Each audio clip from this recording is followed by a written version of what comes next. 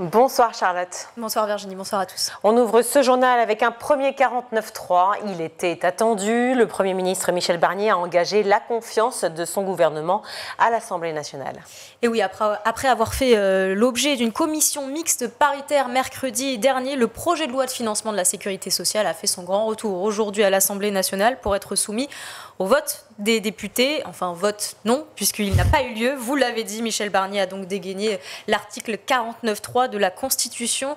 Un article qui, je le rappelle, permet au Premier ministre de faire adopter un texte sans vote, donc par l'Assemblée nationale, sauf en cas de motion de censure, si elle est votée du moins. Elle a en tout cas été déposée par les députés de la gauche qui ont d'ailleurs quitté l'hémicycle après cette annonce et qui ont besoin d'ores et déjà du soutien du RN, des députés du RN qui, eux, ont déjà dit qu'ils soutiendraient cette motion de censure pour essayer de faire tomber le gouvernement.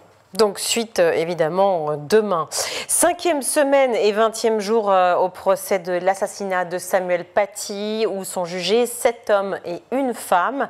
Aujourd'hui la Cour a procédé à l'interrogatoire de Brahim China, 52 ans, poursuivi pour association de malfaiteurs terroristes. Et oui, c'est le père de la collégienne à l'origine de la polémique sur les cours dispensés par Samuel Paty. Il est accusé d'avoir lancé une vaste campagne de cyberharcèlement contre le professeur. Il avait publié des vidéos stigmatisant Samuel Paty et le désignant comme cible, en dévoilant notamment des renseignements précis sur son identité et son lieu de travail. On lui reproche aussi d'avoir eu des contacts téléphoniques répétés avec l'assassin de Samuel Paty en détention provisoire depuis octobre 2020. Il s'est exprimé ce matin: je regrette infiniment ce que j'ai fait, je regrette beaucoup, je ne suis pas un terroriste. C'est vrai que j'ai fait une vidéo et je regrette que ça ait mal tourné. Le père de la jeune fille encourt 30 ans, jusqu'à 30 ans de réclusion criminelle pour association de malfaiteurs terroristes. Voilà, c'est Brahim China. Vous avez sans doute ouvert la deuxième case de votre calendrier de l'Avent aujourd'hui. Un bon moment pour beaucoup, les petits comme les grands. Seulement, ce fameux calendrier est aujourd'hui au cœur d'une polémique, Charlotte. Et oui, pas de calendrier de l'Avent pour les écoles de l'Aisne. Une dizaine d'établissements scolaires avaient déjà prévu d'adapter ce calendrier à des fins pédagogiques. Un calendrier de l'Avent, oui, mais surtout un calendrier avant Noël et avant la naissance de Jésus. Rappel à l'ordre, donc, par le rectorat pour le principe de laïcité.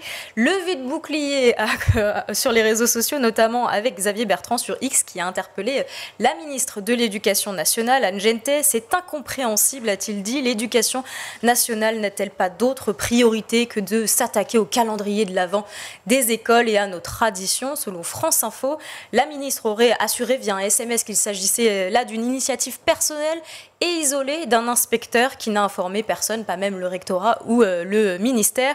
Selon France Info, Anne Gentès s'est ensuite expliquée dans un courrier envoyé aujourd'hui au référent laïcité de chaque académie.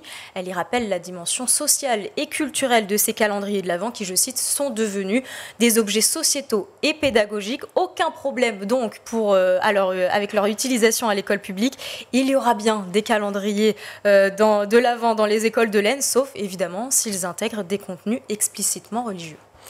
Ils souffrent souvent d'un manque de reconnaissance, ils sont épuisés, ils perdent parfois le sens de leur métier. Les professeurs sont de plus en plus nombreux à quitter la profession et pour les aider, des journées d'information sont organisées.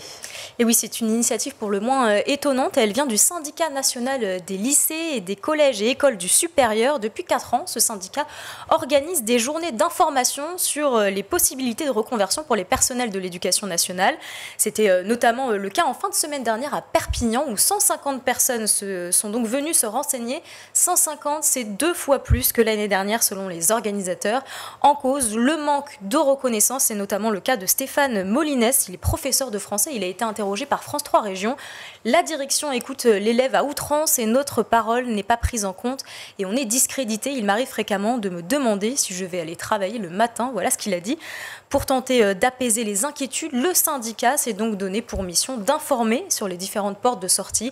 Selon un sondage IFOP datant de 2023, près de 30% des enseignants envisagent une reconversion professionnelle à moyen terme. Merci Charlotte pour ces infos.